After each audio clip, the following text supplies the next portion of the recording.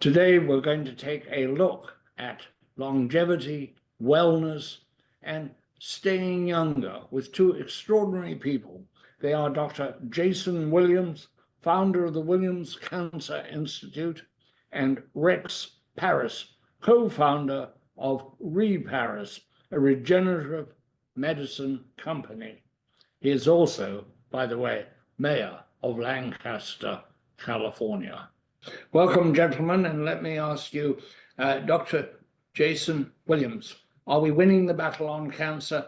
And what is it about your unique treatment of cancer that is so hopeful and promising? Yeah, well, certainly now with immunotherapies, we're seeing a lot of improvement. Unfortunately, I think, one issue is the system is set up where, people are being paid to do more and more treatments and not necessarily the best treatment. And so that inhibits things. And our treatments, what we do is we actually go into the tumor and inject immunotherapies directly into the tumor. We're also saying that really cancer treatment should occur at the time of the biopsy.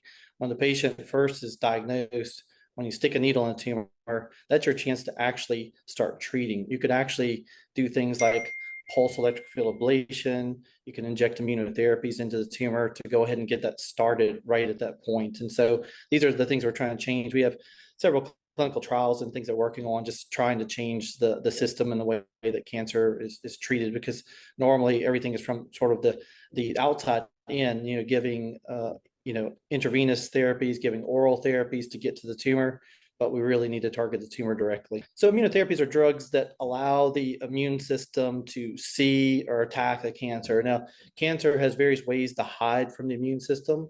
One is that it will produce certain substances that sort of block it, like shield it. And so you can use drugs that block those receptors and allow the immune system to actually see the cancer. Because cancer, wants to hide and disguise itself. It is part of your own body, and it tries to take over the immune system and get the immune system to recognize that it's part of the body.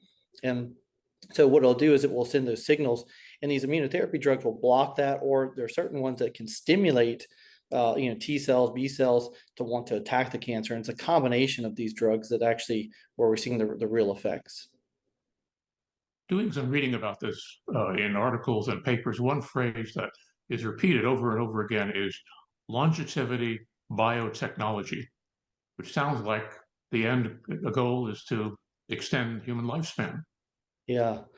We've seen some interesting results with some of these immunotherapies. So we've been working with immunotherapies, and we started seeing that it actually seems like it's making the patients younger. And so this is one of the things that we figured out, that the immune system is what helps keep us young and healthy.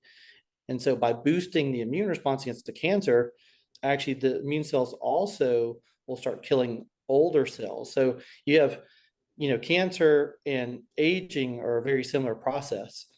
Cancer is a cell that has a mutation and it wants to work for, its own thing. It doesn't work with the body. An old cell is a cell, it doesn't have a mutation, but it's not doing its job and it should be eliminated, but it doesn't want to die either. Neither one of these cells want to die, and they send signals to the immune system to stay alive. And when you block those signals, the immune system kills it and allows younger cells to come in and flourish. And so this is what we've been seeing.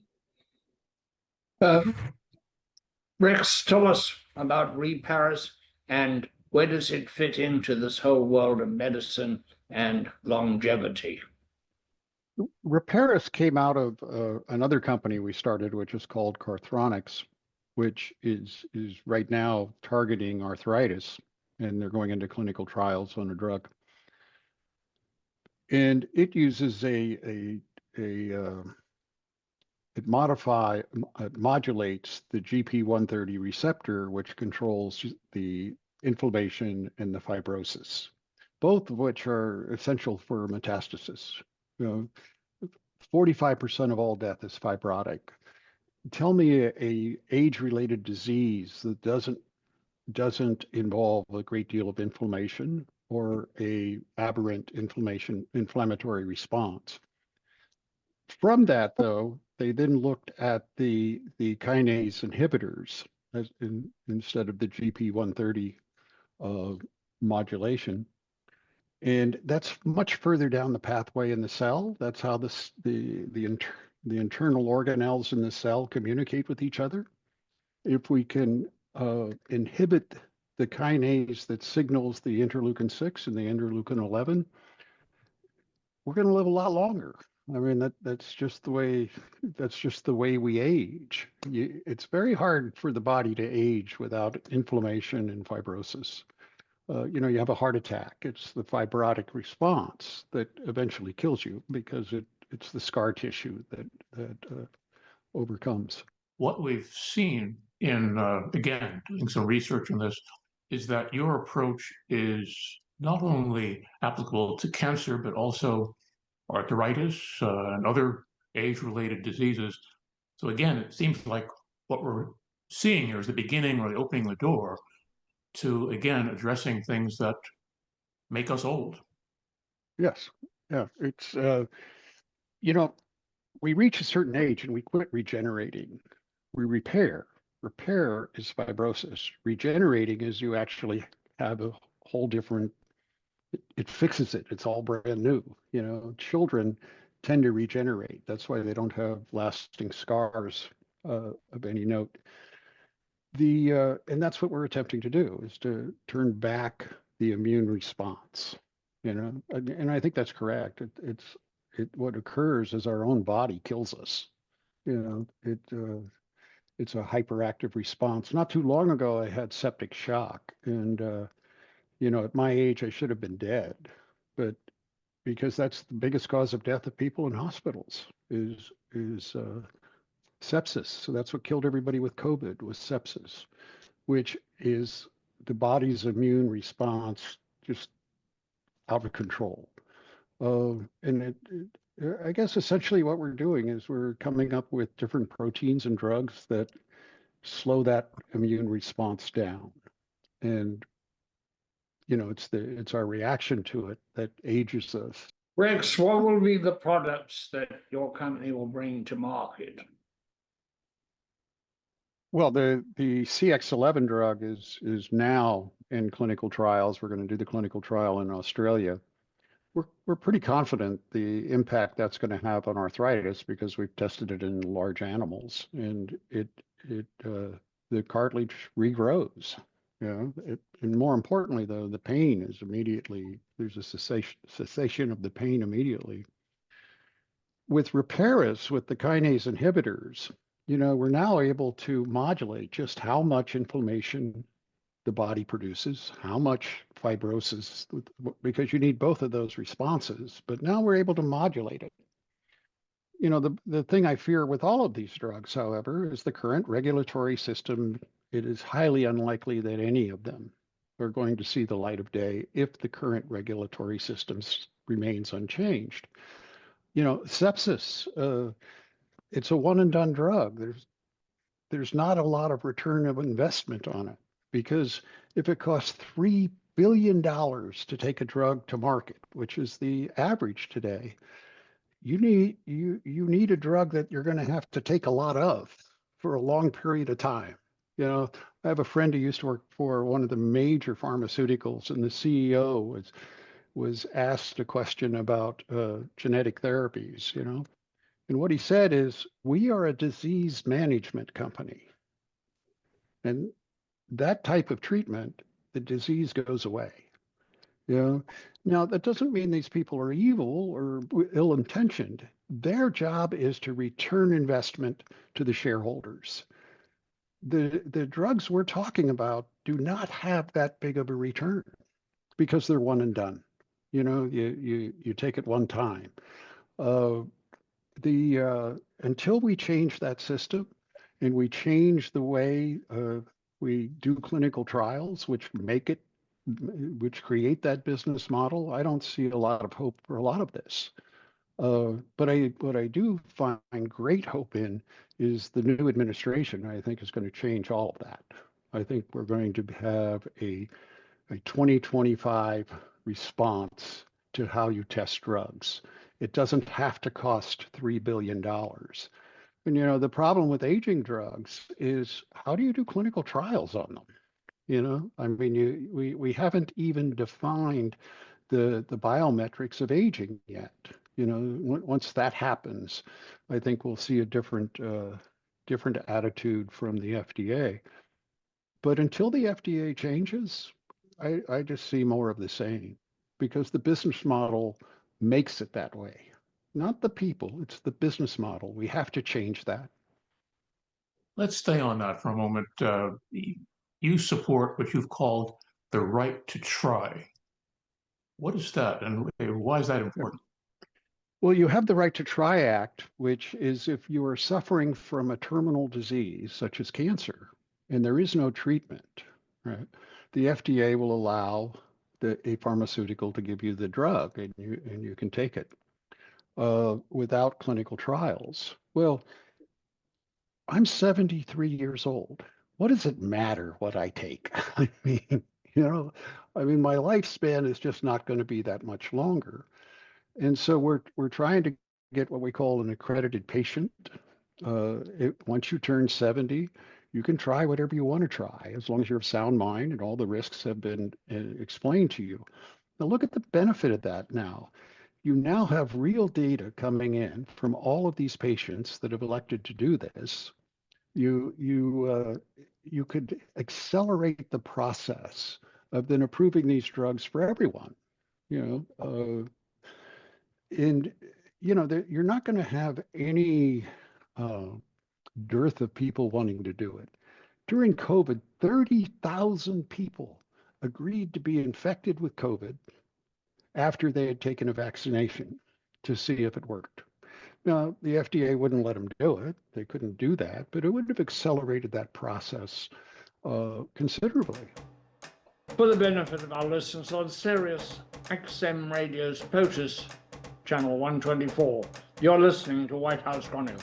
I'm Llewellyn King, executive producer and host. Co-host Adam Clayton Powell III joins me.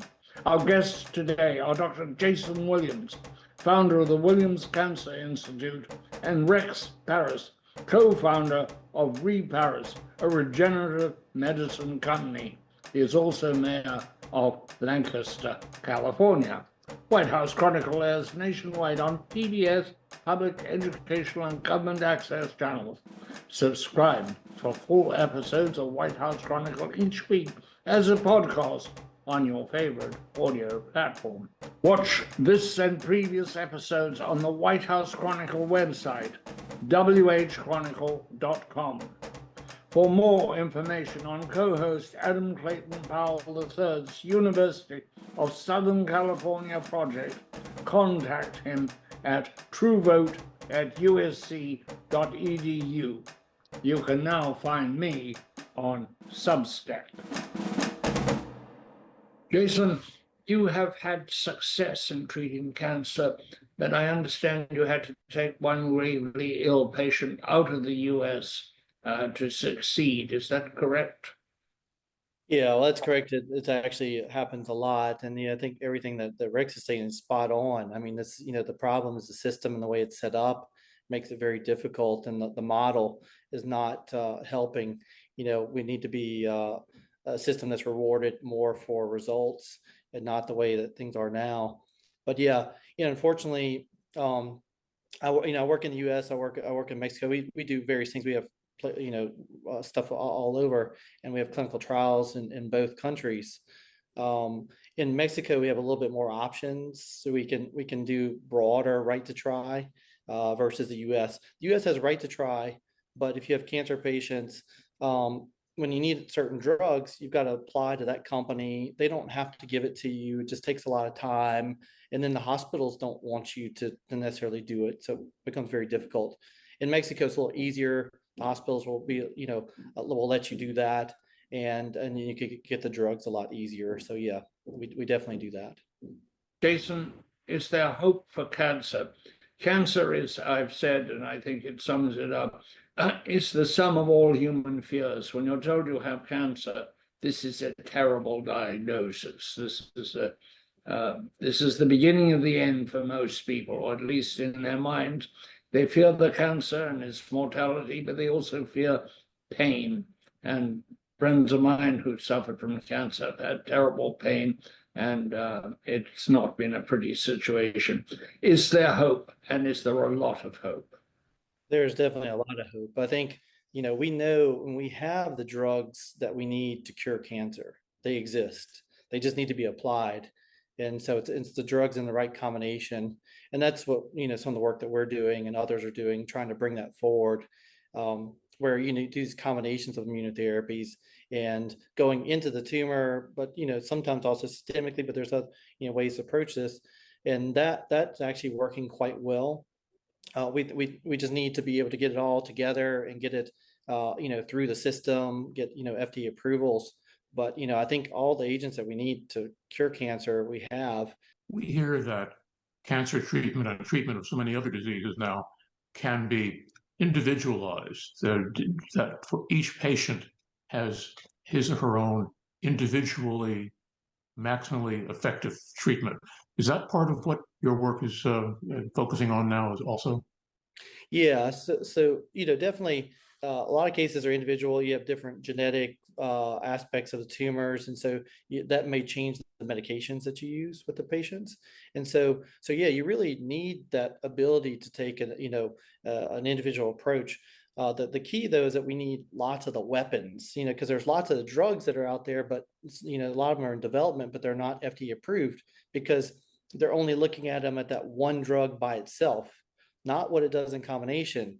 And so, the drug by itself may be very minimal and nobody really wants to develop it, but in combination, it's helpful. I mean, you have to have, it's just like combination of safe. One number doesn't get it for you, right? But you have them all together and you can open the safe. And so, that's what we're seeing. And yeah, I think that, we're just trying to get all the pieces like approved the best we can and then sort of unite it together. And so it's a long process. That's why amending the right to try we would be able to do that. Yes. Well, we do it in practice. I mean, we do it. We're able to treat people in that way. But what we're trying to do is get in an official capacity of getting FDA approval, so this has access to everybody. Because right now it's only access to very limited people. Jason, the idea of the cocktail is not totally new. It's been used in treating childhood leukemias very successfully and AIDS quite successfully. So you're saying that for many more diseases, we need cocktails of drugs rather than sequential drug use. So what we're finding in our work is that, we see pretty good results with 4 drugs. We see really good results with 8, and we see spectacular results with 12. And we use 12 drug combinations. That was what really starts knocking down cancer. And there's obviously huge, they have to tweak here and there, but that really gets it. And that's what we're seeing. We're focusing on aging and extending lifespan, but is this something which also is of use for treating younger patients as well? Well, so one thing is that, a lot of problems, a lot of diseases, one are diseases of aging. So like, coronary disease, high blood pressure, things like diabetes, those are all disease of aging. So if you keep a person young, they won't achieve, they won't get those problems. Certainly for younger patients, I guess it depends on their issue. Certainly cancers, yeah, we can treat cancers in younger patients. But, I think the real key is that, when we're younger, we have less problems.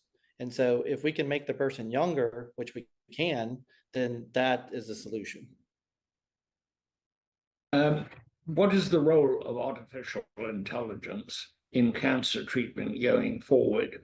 To get your 12 drugs, presumably AI can identify the drugs and their interactions with each other and any contraindications that might be anticipated.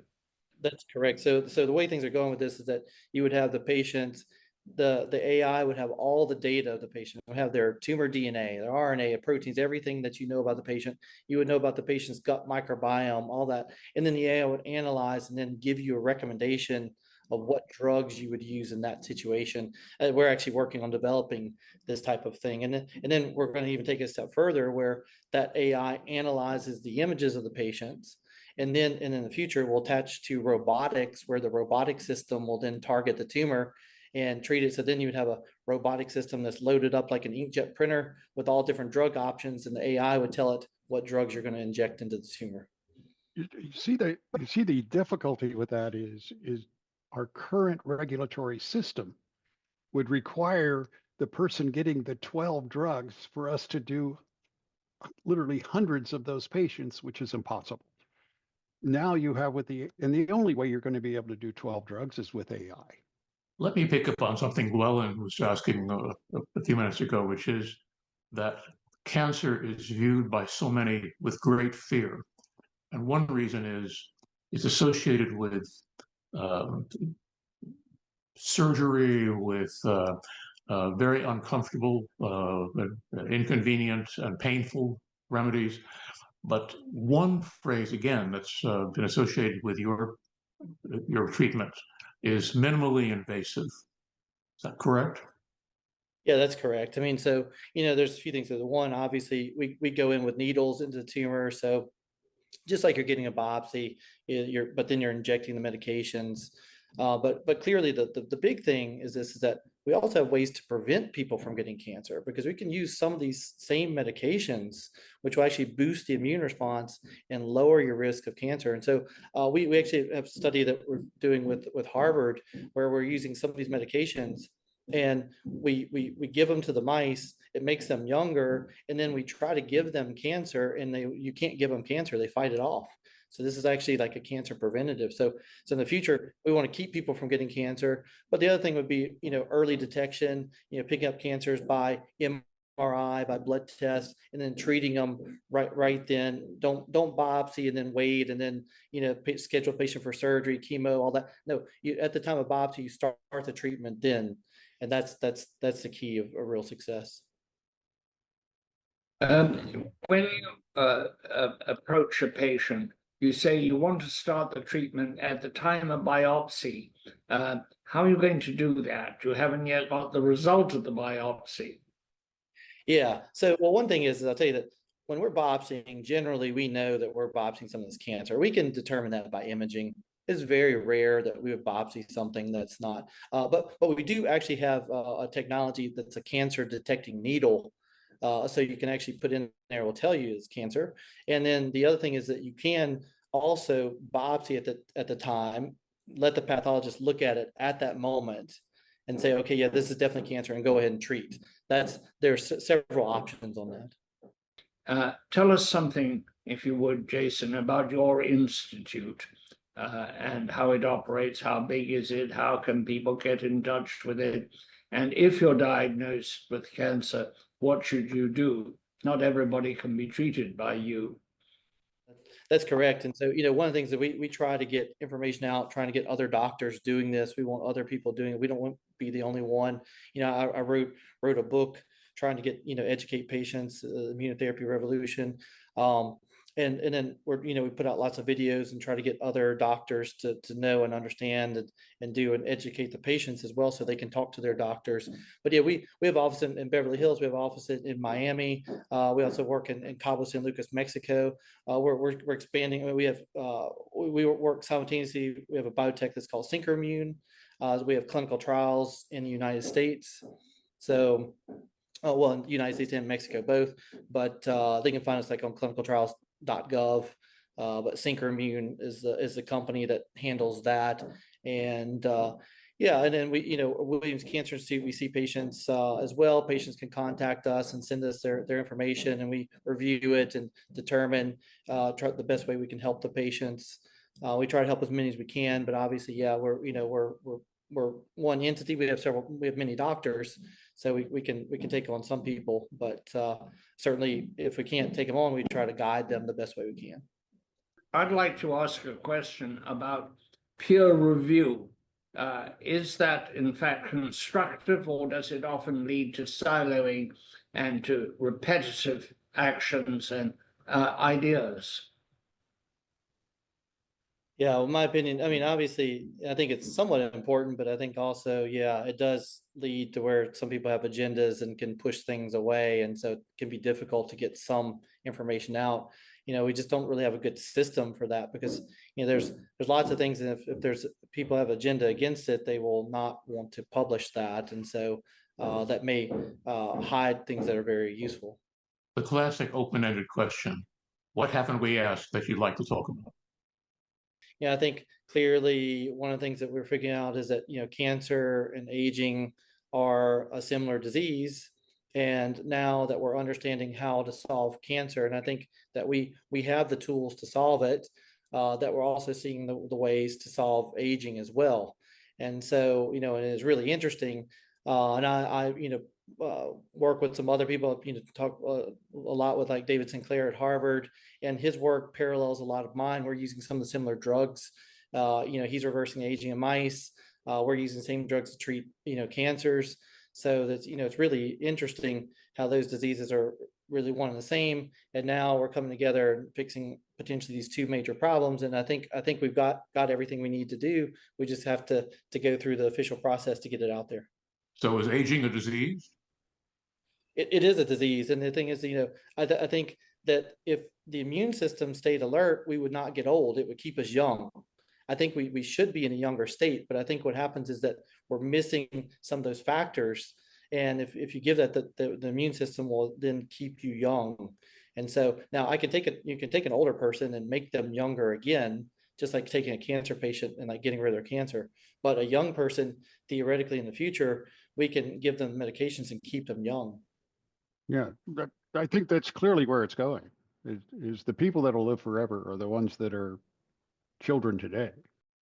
I have a final question for Jason, and that is, some years ago on this program, we were approached by a group of brain surgeons who were very frank. They said, we are lying to our patients. We are giving them chemo and radiation, and they are dying. And we are telling them that, don't worry, we're giving you chemo and it should work, and it didn't work. And they wanted really to revise the way that they were testing people, and again, to get more latitude to do that. And that was very interesting.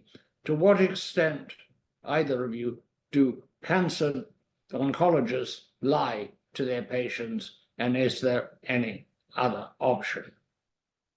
Well, I think the oncologists are well intentioned, but I think they're misguided.